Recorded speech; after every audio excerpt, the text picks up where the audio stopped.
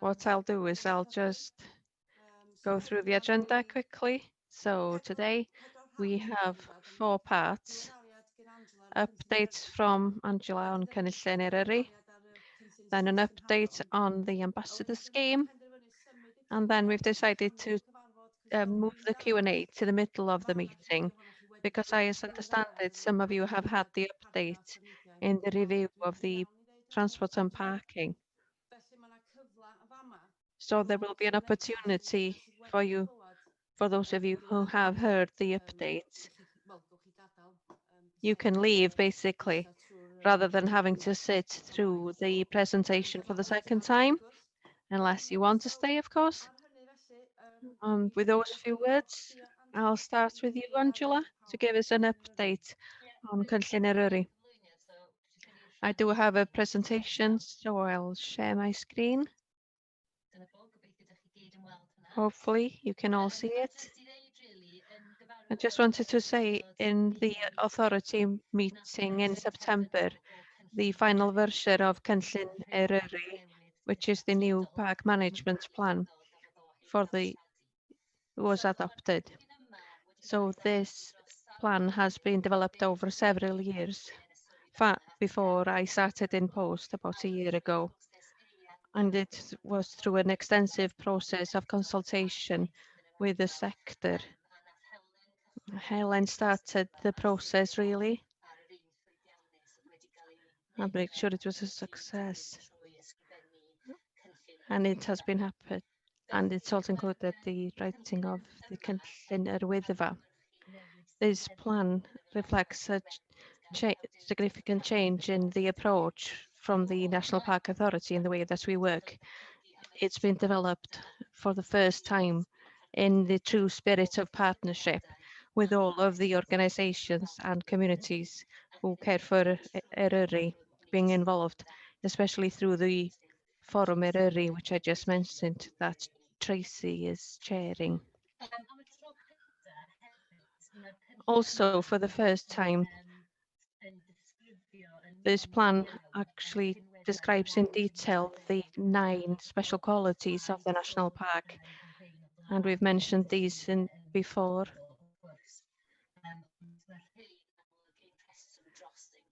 Obviously, these are the reason for us being designated as a national park. Our brand has become apparent as a result of these, and they're the inspiration for a series of modules that we've created for the ambassador scheme that Katrin will talk about later on. For information, really, what's in the plan is the second part of the plan includes long-term outcomes and the detailed action plan over the next 5 years for the park, of course, and for all of our partners. So these have been presented under 3 sections. Section A, and they coincide with our statutory purposes and duty as a national park. So Section A coincides with statutory purpose 1 and deals with the environment of Eryri. And as you can see, the long-term outcomes listed in front of you in the presentation. And then Section B involves the health and well-being of Eryri and relates to the second purpose. And the next one relates to the communities and economy of Eryri, and it coincides with our duty as a national park. There is a detailed action plan, like I mentioned. It sets out where we're at the moment and what we're aiming for and what we're going to do in order to get to where we are aiming for during the next 5 years. Obviously, we have adopted this action plan, all of the staff as well, and the authority, and this was through a public consultation process, and everybody's adopted that these action plans are actually fit for purpose. But recently, We also had to look at the action plan to make sure that everything can be achieved with all that's happened over the past year. So it's actually been proved very in great depth, really, on the basis of COVID-19 to ensure that every project is fit for purpose and deliverable. We deferred the process of adopting the plan until September because of this, and so hopefully it's perfect now, hopefully anyway. It's actually in the process of being printed now, but you can see it on our website via this website address. And we're also arranging an official launch of the plan on the 26th of this month, November. So we will be sending out an invitation to all of you, like Katrin will mention in a bit. We are launching Cynllun Eryri officially and the ambassador scheme at the same time because they coincide with each other and they discuss the special features and everything that's fantastic about the area. And so Katrin will mention that in a second. I'd just like to thank you once again, all of you. Lots of you who are on this webinar today have had an input into this plan, and you've ensured that it looks as fantastic as it is, ambitious and realistic at the same time. And hopefully you'll agree that this is very positive, and I'm really looking forward to implementing it over the next 5 years and beyond that. So thank you ever so much. Thanks very much, Angela. I would suggest to everybody, if you do get the opportunity, to download the document and have a look at it, because it is a brilliant example of working in partnership with communities and people who live within the park. So brilliant, really. This is an example of good practice for other parks, not just in Wales, but across the whole of the UK. Thanks very much, Angela. So next we have Katrin. You're going to give us a quick update on the ambassador scheme. Thanks, Tracy. Tony Ellis has asked for an update on the ambassador scheme because we've been discussing this for quite a while now. There was an event in Plas Tân y Bwlch specifically on the Wyddfa, and we offered training for people in the tourism sector on aspects of the mountain. Now the plan has been extended and we're working jointly with other local authorities, Denbighshire and Conwy, on this specific project. So it is a joint project, but specific to us. Our part of the project as a whole is the ambassadors of Eryri. And that, like Angela said, that's going to be launched on the 26th of November. And those of you who were in the event in Plas Tân y Bwlch,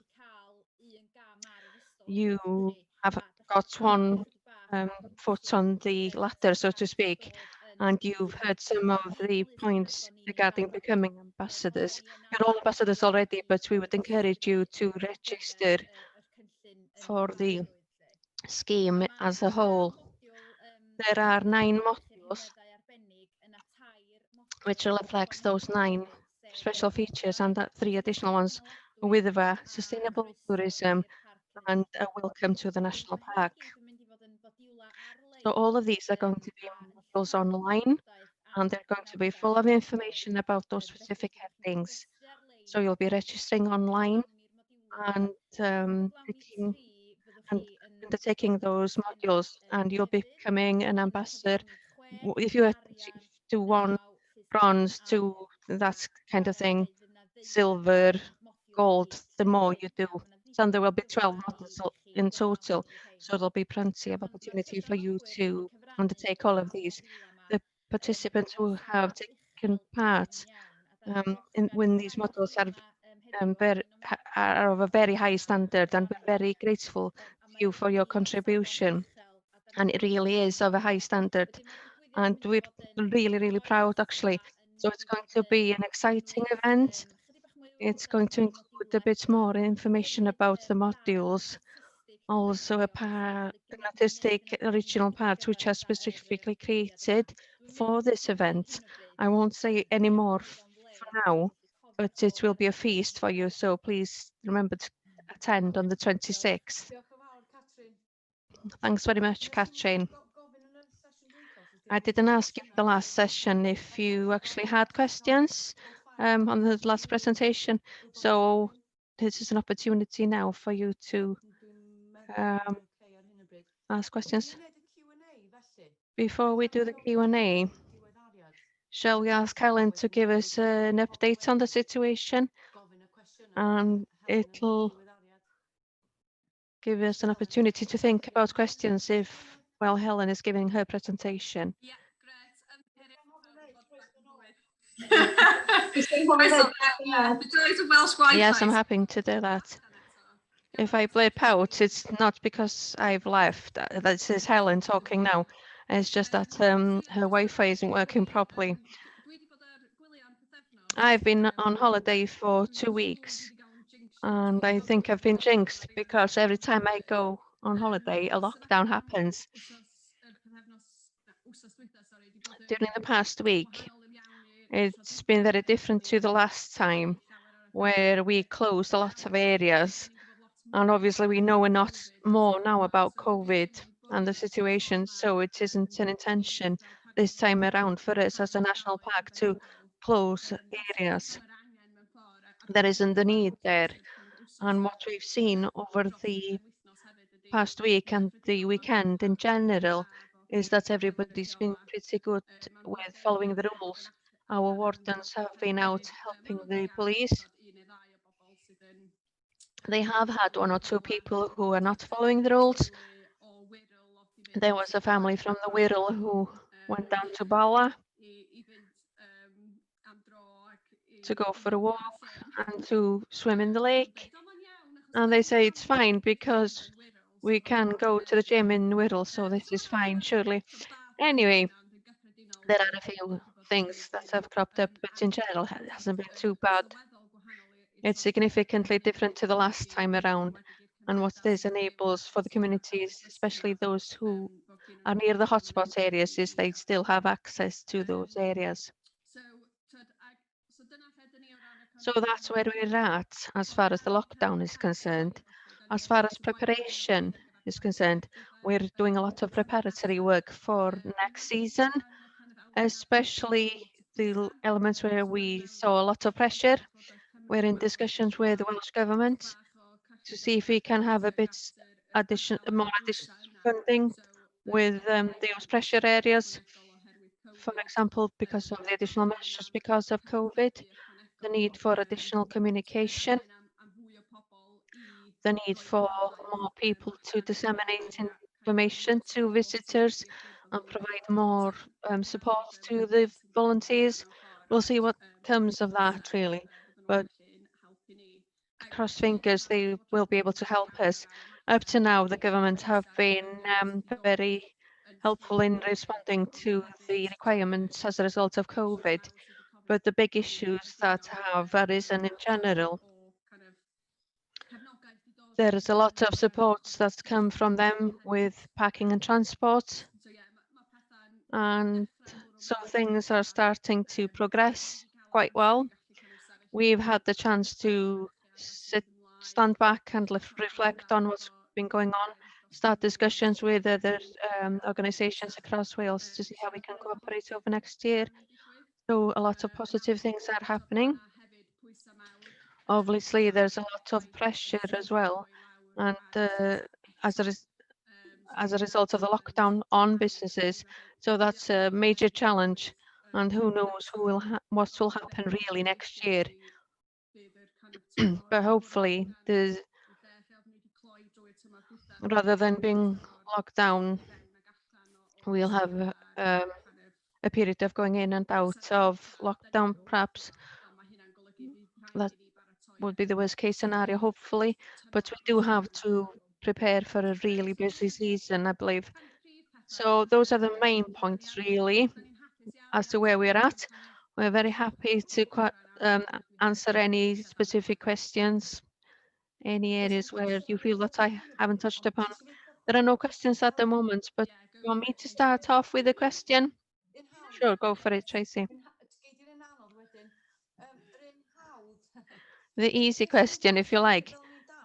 As I understand it, the volunteering scheme, it was really popular. Are there any plans to carry that on or to build on that scheme so that we're ready next season? Yes, definitely. It was amazing to see the response that we had from local people, from mountain leaders, etc., giving their time for free. And I think it's difficult, really, because that happened and everybody gave their time. We didn't see what could have happened without that. But I know for sure, without all of those people contributing their time to look after the area, things would have looked really different when you think about all of the pressures, especially on a Wyddfa. So we definitely need to see how we can build on that. I think the and the reflection and review that we've undertaken has resulted in that we realised that we need officers to be there as a point of call for the volunteers to arrange things, give briefings at the end of the day, to provide equipment. So we do need those people in place. So that's the thing. Really, we need to see how we can resource that and we need to discuss that with Welsh Government. That's one of our really important priorities for next season, and all of the work that the volunteer wardens and the Wyddfa have been undertaking. The feedback that I've had by hearing from different people is really fantastic. So I'm really proud of all of the work that everybody's done. When you hear people saying, yes, I went up with Wyddfa and I spoke to one of your volunteers and they were fantastic and they do a brilliant job.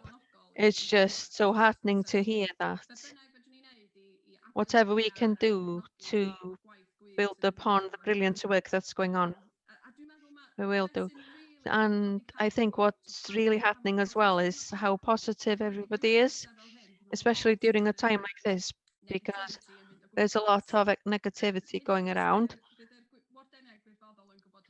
And the volunteer wardens will know this with the WhatsApp group. That group is so positive.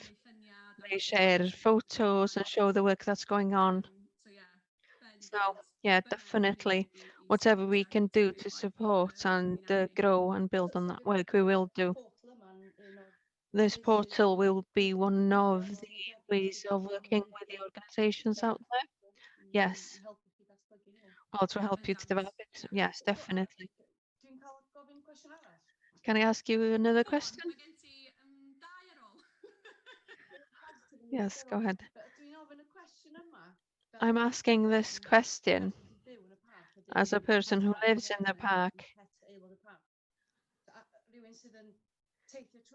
as somebody who travels through Rhyddie often.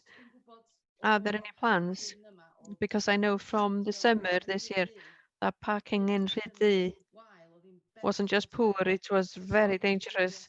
I just wanted to ask really if there are any plans during this lockdown period to look at how we can resolve that issue. Yes, well, Rhyddie is being included in the area that is a part of the review of parking and transport. So there's no intention to do anything specific in Rhyddie during the next few months, besides those initial steps. Regarding the community master planning, that's the next step in the process with this work that Katrin and Angela are doing. And they'll say a bit more about that afterwards.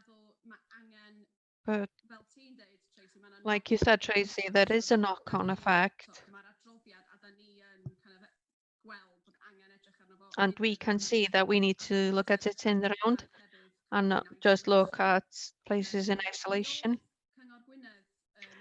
Cyngor Gwynedd, about a year or so ago, did look at potentially put yellow lines in some areas of the village. So I don't know if that's still going on. And they will discuss it with us in any case, any work of that type. The same type of thing happened in Question a while back. And the yellow lines were put at the car park, and that had the positive effect, resolving the short-term issue of parking along the road. It is difficult as we start meeting with the communities and get the community master planning in place. We need to look at if there are issues that we need to deal with urgently before next season, and what the things are that need to form the long-term plans. Thanks, Helen. Anita has asked a question. She's asking about more information about the ambassador modules. Is there anywhere that anybody can go to get more information? How much time it takes to complete it online, etc. Well, it varies really. Some are going to be more intense than others, but they're relatively short. Angela may correct me, but they're about 15-20 minutes or so. Some may be a bit longer and some a bit shorter, but the contents vary from photos to videos, and there are little quizzes at the end. And if you get 80% in the quiz, then you pass that module. It's very varied, but they're not very long. They're about 20 minutes or so. We don't have any information at the moment until we do launch. So there will be an exclusive on all of the information during the launch. But if Anita or anybody else wants more information, then you can get in touch with us. We have sent out links to the video that we recorded, and it's in the staff newsletter for you as well, Anita. But we've sent it out in the publication as well. So if anybody wants more information, it describes the type of things in the modules. But we would like to keep it as a nice surprise, if you know what I mean. Okay, thanks. Okay, there are no further questions. So before we move on to the last item, and before those of you who have already heard the review already and are going to leave us, we did mention in the past that we're going to have another meeting during the winter.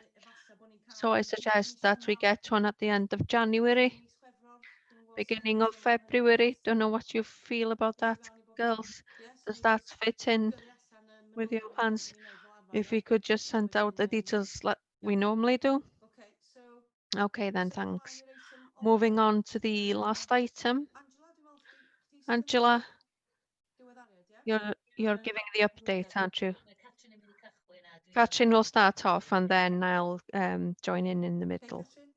Okay then, Katrin, thanks. I'll just share my screen with you.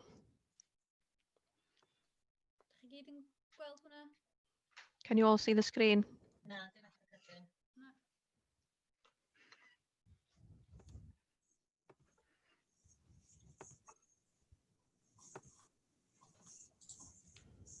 Sgynna fi'r hawliau, Rob? O, oes, dyna fo, sori. Na ni, ydych chi'n gweld hwnna fan? Yeah, perfect. Yeah, okay. Can everybody see that? Iawn, gres. Wel, Okay. Mae'n teimlo bod ni'n wel, dwi'n siŵr swn i'n gallu neud hwn yn cwrs gwam. I think we could do this presentation in our sleep now. We've been presenting this quite a few times. So quite a few of you will have seen this presentation before, and you're welcome to leave us now if you've heard enough about this. Iawn amdan y gwaith We yma. do feel very excited about this work, and we have an overview of the actual full review. There is a summary on the Wyddfa Partnership website, which gives an quite a quick overview of all of the content, and that's what we'll be sharing now. But if you want to read it, it's not on the Partnership Wyddfa Partnership website in the project. Although, and in spite of the dangerous sites we've seen during when the lockdown has been relaxed, especially around the Wyddfa, this isn't something new, and we're not responding to that. We're responding to problems that have been developing over several years, really, and something that has been noted in the cynllun yr Wyddfa and something that we need to get to grips with urgently. So it is a priority with Partneriaeth y Wyddfa to deal with this. So since January, we wrote a brief jointly with our core partners, Conwy and Gwynedd Councils, so that consultants would look at aspects of parking and transport in Wyddfa and Ogwen area. The brief was written including all of these aspects that we wanted to get to grips with. Yn dilyn hynny, Then following that, Martin Higgett Associates were appointed to deliver this report, and they've given us the final draft now, as I mentioned at the beginning. And during the past few weeks, the Wyddfa Partnership and the Snowdonia National Park have supported this work in principle for information. So this is the area that has been defined by the team who undertook the work as the inner area. As you can see, it includes the Wyddfa and Ogwen areas, although in spite of this definition, the implications and what's included in the report goes much further than this inner area. It has the potential to affect the whole of the park and the area in general.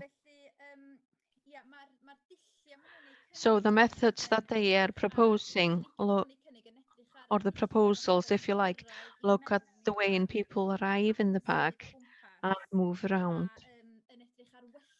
And they're looking at improving transport services that respond to the demand, well, increasing demand in the area. And also how people come from towns and more populated areas into this rural area. So as far as the methodology is concerned, I can't emphasize enough really the size of the work that was, well, the background work that was undertaken with this work. A lot of data has been collected. They have collected a baseline that's very strong in order to undertake this work and come up with these proposals.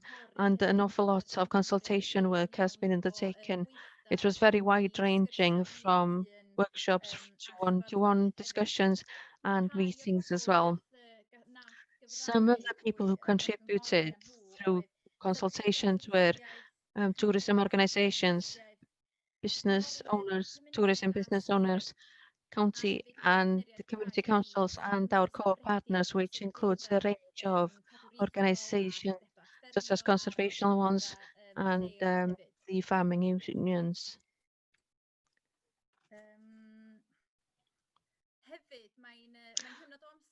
Also, it's very timely to make the point, really, as far as the political climate is concerned in Wales, and the support for climate change and increasing tendencies towards decarbonisation, and how people move as tourists about the place as well. During the lockdown period, although these scenes are not new to you, in contrast to how quiet it was and the huge influx and the pressures on the area actually underlines that the area during the peak season or times where is under huge pressure. We know all of this, but this period has actually exacerbated what we already knew. As far as what the report is proposing and this research work with the proposals put forward, Angela will go into greater detail, but in general, they are responding to the problem. And basically the problem is that the capacity isn't there as it stands, able to cope with the density of the visitors during peak times. It has a really intense effect on local communities and the visitor experience. And that's the challenge that we're facing. It does provide an opportunity to transform the area, but it is a very ambitious change, and it means a change in culture and the way in which people move around the area as well. Let Angela say a bit more about the content. Ie, diolch Catrin, a mae'n cychwyn ar y sleid nesaf dwi'n meddwl, a fel... Thanks, Catrin. Like Catrin said, this strategy responds to the problems that we've seen over the years and what we've had experience of during the past few months, and the proposals and recommendations such as a sustainable tourism model where the area is marketed strongly on sustainable tourism credentials. And in the long term, as you can see on the screen, it aims to have a shuttle bus service operating throughout the area where visitors will arrive by public transport or will be parking at gateway sites, and they will be transferred to buses for a low cost or for free. Parking in the area will be with special permits or pre-booking beforehand. And the parking will be expanded in the gateway villages and at strategic park and ride locations on approaches to the area. New funding models will be considered, and including consideration of a visitor contribution. This strategy has been inspired by an Austrian scheme for sustainable tourism. Those people leave their cars in gateway areas and they have guaranteed mobility via cards. Carmen Mental, as a part of this scheme, was a part of the team, and we had a very interesting presentation from her as a part of the process. And one of the most striking things for us as a part of this project was that it had attracted young people to the area because of the employment potential and for entrepreneurship that has come up as a result of the business model. Of course, this has had an effect on the respect from local people and for visitors, but we need to emphasize that one of the core elements is that it concentrates on community master planning that we mentioned before. And so we're not going to progress, or we won't be able to move things forward without communities deciding how they want to develop the vision themselves, which is specific to their circumstances here in Eryri. I'm aware that you haven't seen the technical elements. I'm sure there will be questions, but what we will be arranging is a community master planning events before the end of the year. And Catrin will talk some more about those later on. We are seeing a lot of benefits coming out of this strategy, and one of the greatest benefits, next slide if you would, Catrin, one of the most obvious one is the improvement to the environment. So these are some examples of the type of benefits we're hoping to see. That the plan is inclusive and far-reaching. Reduction zero carbon methods of moving around.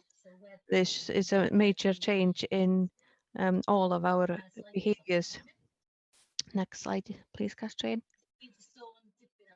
I've mentioned a bit about the economy, but there are other similar opportunities which coincide with the vision that's in the Wyddfa plan, Cynllun Eryri, and in the destination plans for the 2 local councils, and everything that comes out of Welsh Government at the moment. Like Catrin said, the context in Wales is perfect for putting a system such as this one in place. Next slide, please, Catrin. Also, like Catrin mentioned, these changes are a great opportunity to change our way of living, moving around the area for visitors and us as local people, but also the way in which visitors perceive and respect the area gives us golden opportunity to rebrand and make sure that our special qualities relating to the language, culture, and the area is looked at in any way, using the screens on the shuttle buses and training bus drivers as ambassadors for the area. We are also seeing a lot of other important benefits. These actually don't fit under a heading, but they are extremely exciting. We need to ensure that these changes work properly. So on the next slide, you'll see one of the recommendations that the consultants have put forward, and this is to ensure that we don't fall into the same mistakes that have happened in other schemes that have happened in the past. Ensuring success, they've recommended a new model for governance that is very innovative. This is something quite radical, and we'll have to cooperate with our core partners.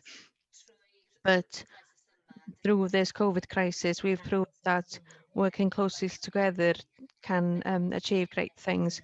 So this will be an extension of that positive start. So hopefully you'll agree with this ambition and that this strategy is integrated and takes on the momentum in a constructive and qualitative way. We need to ensure that the strategy includes stakeholders and we work closely with everybody in the relevant communities to ensure that we get this right. So back to you, Catrin. Angela. Yeah, wel dyma y camau nesaf mewn ffordd. Thanks, Angela. Yes, these are the next steps. We've started on the work already, that is getting the partners back on board or round the table in order to discuss how we're going to take that first step. Some of the people that we've presented to them already, we've given presentations to the North Wales Economic Ambition Board, also with the partnership. We've held initial discussions with Welsh Government regarding what sort of support they could offer this for those initial steps. Also, we've discussed with a subgroup from the Economy Cabinet, and we'll be doing the same with Gwynedd Council as well next week. Also, we've discussed with the Regional Tourism Forum, and we started discussions with them, and we'll continue to do so in order to engage with our partners and our stakeholders as we move forward. We'll definitely have to ensure a huge investment for this in order for it to happen. And so it's something that we are continuing to look at. And the first step regarding implementation will be the plans with the communities.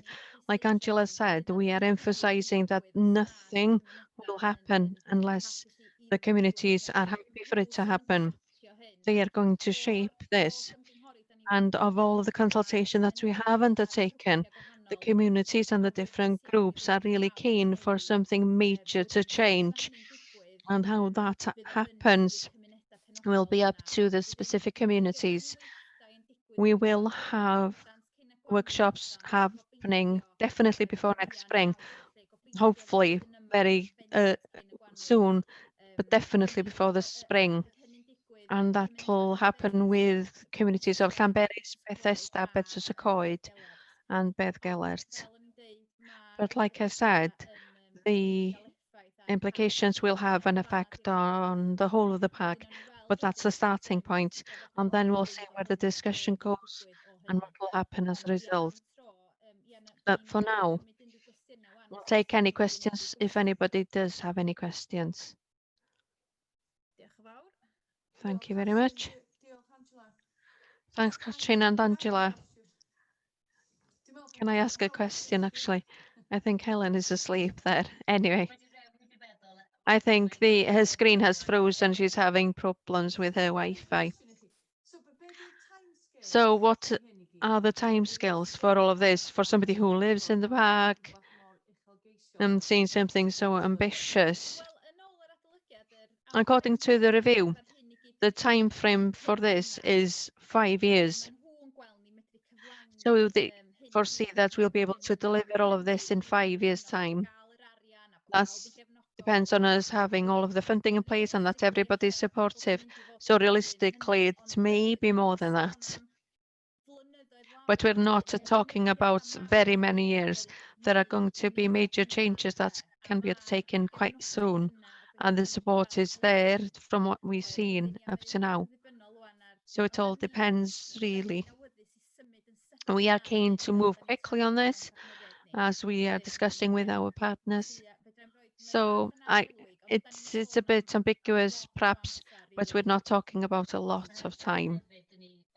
Also, like we've already said, the context comes out of this pandemic as well, with the green recovery and Build Back Better movement. That context is good for us to have this momentum in moving forward, and hopefully with the investment as well. So there will be money out there to support all of this as well. Well, that's what Katrin and myself are doing at the moment, talking to everybody. We've succeeded in getting funding for the initial steps, so that's been really successful, and we're hoping to carry that on. And as people are hearing about it, we've had lots of people who are interested in the scheme as well. So we're working with INSPAC at the moment to submit an application to develop the technology that's necessary to do something really ambitious. And so things like that will come into force as well. It's very exciting, really. It is very ambitious. Once again, Snowdonia National Park leading the way, not just other parks, really. Arguably Europe as well, I guess. Take on the world, why not, Tracy? On that note,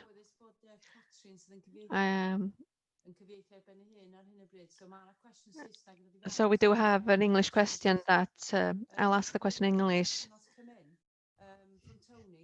What seasonal variations in the provision do you envisage? High summer being very different to the winter? Yeah, well, they've they've looked at this, Tony, and they've noticed gaps as well in the data that we've got. So a lot of the initial work will be, looking at the data that we've got and maybe collecting some more. But yeah, it has been noted that it's in the peak times that the area is, under the most. With the most it's most challenging in the peak times, really. So I don't know if Angela, you want to add something? Yeah, I think I just wanted to add that one of the things that we've emphasised with the consultants throughout the whole process is that this is not, although the brief really was for them to look at managing visitors, and of course it is that pressure that's sort of led to this review taking place. It's also a system that's going to benefit people who live here, and it's meant to make life better for all of us. So with the seasonal variations, we would hope that there will still be a really robust system on offer for local people to be able to use.